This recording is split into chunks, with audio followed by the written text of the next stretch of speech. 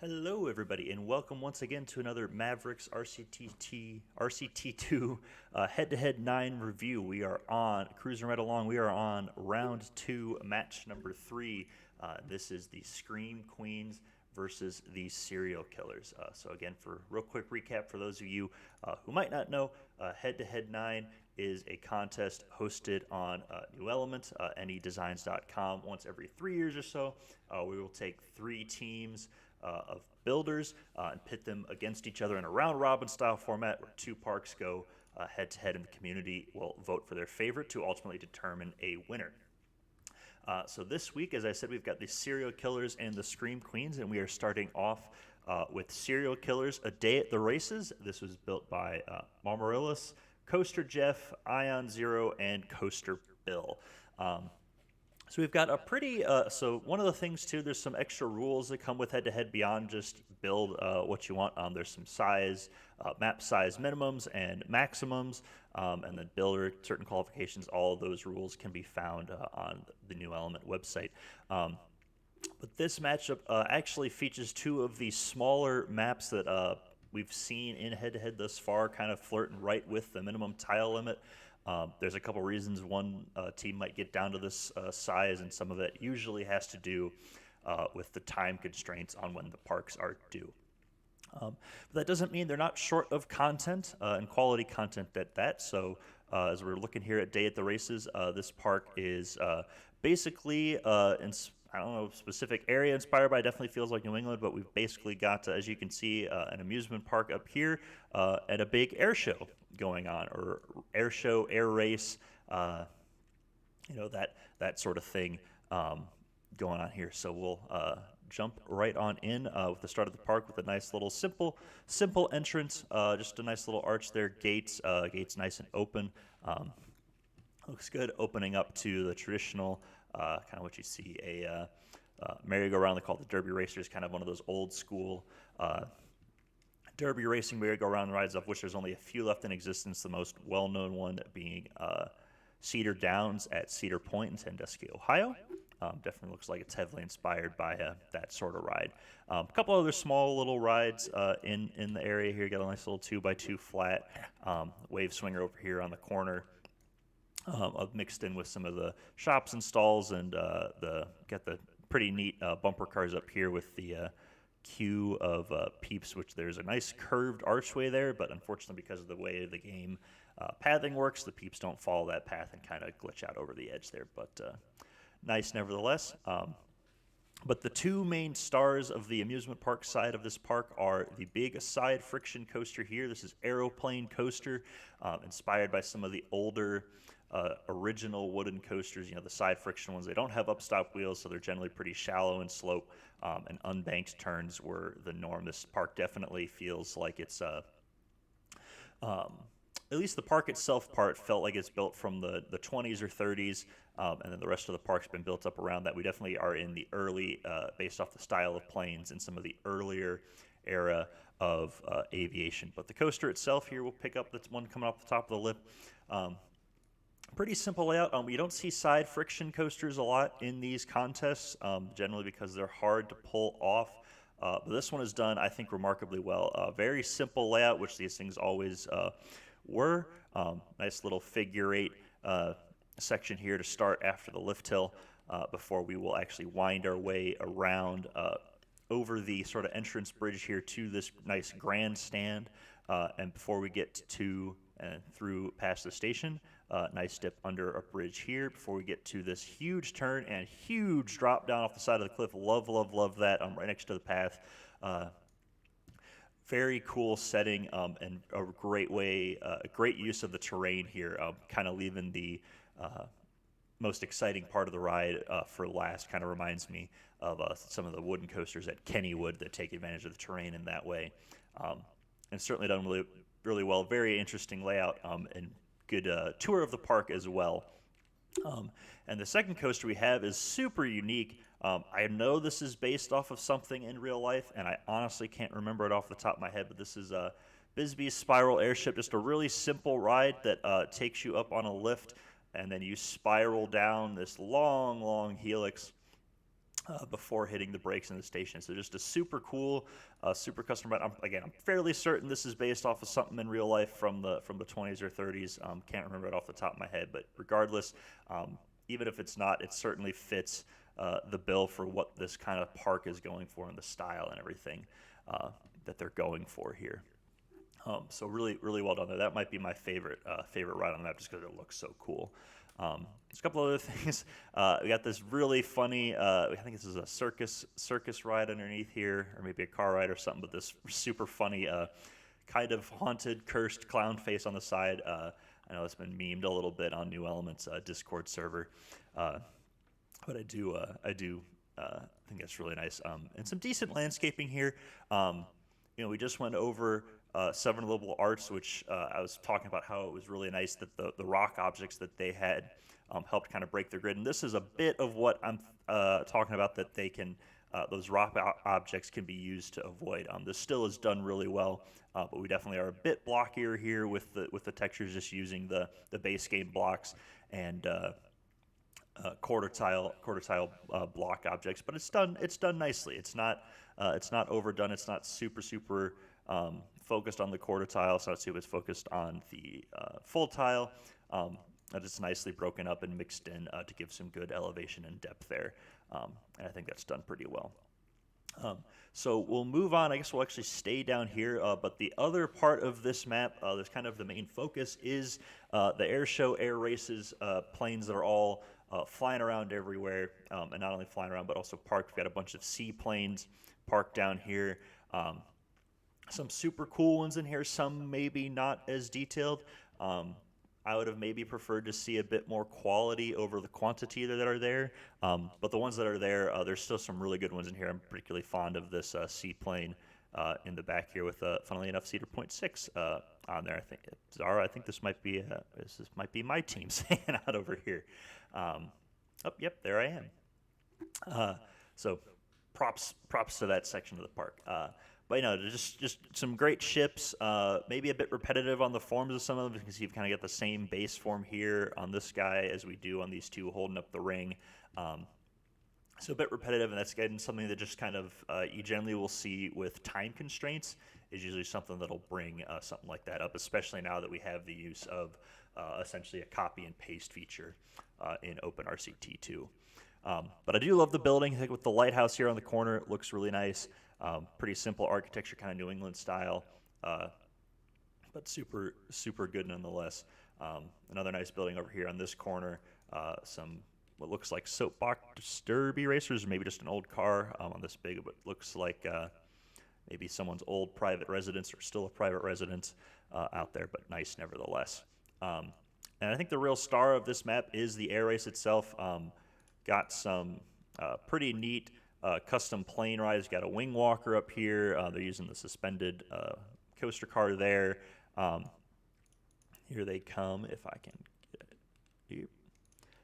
But they all have somebody. They have the different captains for the different teams as the racers, which I think is pretty clever. And I believe those are custom plane rides as well. But super cool, super fun to watch them go around, do their stunts and their aerobatics and race and go through the Roop here. And they obviously have the big grandstand to watch out over everything. But again, smaller on the park size. I think this park overall is very cozy and charming is probably the word I would use to describe it. Lots of stuff still to see. This nice little picnic area over here. Good plane detail. Missing some of the details underwater with the map size. I think that's the biggest drawback to the map, is you can kind of tell that it was having some difficulty with the deadline. Is there's details that that the builders are capable of that maybe didn't have a chance to get implemented because of the deadline. But super nice nevertheless. So this was, again, a day at the races by the serial killers in Marmarillis, Coaster Jeff, Ion Zero, and Coaster Bill. And this park went up against, the Scream Queens with Esoterra. This was built by Dr. Dirt, Camcorder 22, Lilith, and Phoenix Wing 101. And again, oddly enough, we are also on one of the smaller sides for the maps. I had to definitely smaller than some of the stuff that we've seen, not fully using the maximum tile limit, which is totally fine. Again, things can, different things with your concept or just timing deadlines can cause that. But I know this one was definitely some controversy. It's a bit tough on the theme. From what I remember with the readmes and everything, it has a lot to do with tarot cards or tarot cards, kind of palm psychic reading kind of sort of stuff. So a bit out there with a theme, and it's not really something that I think you can grasp super well, unfortunately, from just looking at it. As far as picking out what the specific theme is, but there's no denying that the aesthetic of this park is still really cool, even with some off the wall potentially choices being made with these big black kind of obsidian looking rocks throughout everything. Although with the ring with the ring of them and the lake and this cool glowing tiles and lines, it's certainly this kind of ominous. Mystical, magical, something might not be wrong, might not be right vibe to it. And then especially with the layering of the rocks both within the map and along the map edge. I think it's something we started seeing a lot of in the contest of layering the map edges to kind of maybe provide some more context or detail to the map itself rather than just the bare grass. And I think it can be pulled off. It can be pulled off well. I actually do like this. Maybe would have preferred a bit more variation in it rather than just these kind of straight lines across. Kind of break it up a little bit, maybe a bit more random, kind of help, because then you can help tell a story with the rocks on the edge of the park. But not spend enough time looking at the edge of the map. We'll go into the map itself, and we'll start off with the Fool, the main coaster of the map. Again, this is a very fantasy-esque map. Nothing really based off of anything. It's it's a mine train style ride through the landscape with some interesting supports and a neat color scheme. I actually, while this ride might not follow any particular style from any manufacturer, I do actually think this ride flows really well, plays really well with the landscape. You can see it, you can follow it pretty easily. It goes around the whole park, but it's not obtrusive. It's not all in your face, blocking the views from anything else. It's there, but it's subtle in how it is there, and I think that's really cool. And really, it's really tough to do, honestly. But there's some so most of this ride is kind of you'll have some rise, dips, drops, turns. There is a loop in here as well as we're coming up to this nice helix wrapping around through that arch rock formation. Some weird flat turns too in here as it dives down and now coming back out up into the loop. Some nice custom trains on this too. The Vekoma Mine train used to advantage here for all the turns and being able to do the loop itself without losing any of the sprites for that custom ride. I think it looks super, super nice. And so as we've kind of gone around most of the area and followed it around. But one of the things I do love about this map is the waterfalls on them, specifically in the landscaping. There's some can't remember. I don't believe they were made specifically for this map. I believe they were made for something else. But these curved and vertical waterfall pieces work super, super well here. It gives a bit more variety in what you can do with the waterfalls. Can make them look a bit more natural or a bit more artificial, and have that curve to it. I think at the top really helps sells it rather than just have a flat wall of falling water like we used to only be able to get from some of the base game objects. I think those all work really well, especially this one that comes down underneath the coaster's lift. I think that just looks really, really cool and is done really well. As we keep moving around, there's a bunch of little rides and things to find and explore. We've got the Sun here, this little raft ride that goes down the waterfall. Tarot deck, there's this wooden coaster ride in here, which we can kind of see there, or Wheel of Fortune, whatever it is. There's some cool, I believe those cars actually alternate. Are they all fronts? They actually might all be front cars. Or no, they alternate forwards and backwards, which is a clever hack. I don't know if that was done with the vehicle editor plugin or just doing it, but either way, it's pretty neat.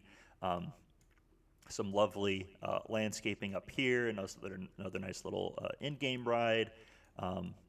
some cool vines and arch. I love this bridge with the arches over it, made out of the single rail track, like one of those kind of natural bridges used with the grass. I think that's super nice, to a super nice way of doing that. Looks really cool, and just the fact that all the paths mostly in this park are all just landscaping. I think it fits really well with the overall vibe that the park's going for, and there's not really a lot of hard edges. Seeing the path and everything has a more natural feel to it, and I think that helps sell that. So move on to the final corner here of the park. We've got the main ride here is the Chariot. Nice little custom hacked ride with a steeplechase car out front pulling a mock water coaster boat. This thing really goes all over the place. Starts down here at the base of the lake, takes you all the way up to the top. Some tours around again, another nice waterfall, and it ultimately culminates with a big drop down through this temple-looking building. Get nice and wet under the waterfall. It'll shoot out into the lake here, and give a nice tour of the area. But again, there's still lots of little things to explore and discover in both of these parks. They're just a bit on the smaller side from what we've seen from H2H, and I think these are two, especially considered among the community, two of the weaker parks in this season. But that's, again, not to say that they're horrible or bad by any means. These are still absolutely fantastic parks. Bit different on some of the scenery or stylistic choices, but on the whole, there's still not a lot to complain about. It's just it's tough when the rest of the competition is so good that something that's above average can end up looking average, like that. Just the nature of what happens with head-to-head more often than not is it brings out the absolute best and most competitive in people, and we get a lot of cool, innovative stuff. And inevitably that means that some of it's better than others, but not to say that anything is outright bad by any means, because this is still fantastic. Ultimately, this match went to the Serial Killers by a score of 40-25. So congrats to them on winning the match. But again, props to the Scream Queens here with Dr. Dirt, Camcorder 22, Lilith, and Phoenix Swing 101 for a great park here in Esoterra. Two very different parks stylistically, and ultimately I think it was a tough choice for people in that regard, depending on what you like and look for in a park. But that's going to wrap it up for this review. Stay tuned. We will be having more getting into round 3 next, so we're flying right through these park reviews. But thank you guys very much for watching. And if you would like to view these parks for yourselves, which I encourage you to do, the link to download them is in the description down below. So hopefully you guys can get a chance to check out these parks for yourselves. So thank you very much for watching, and have a good day. We'll see you next time. Bye.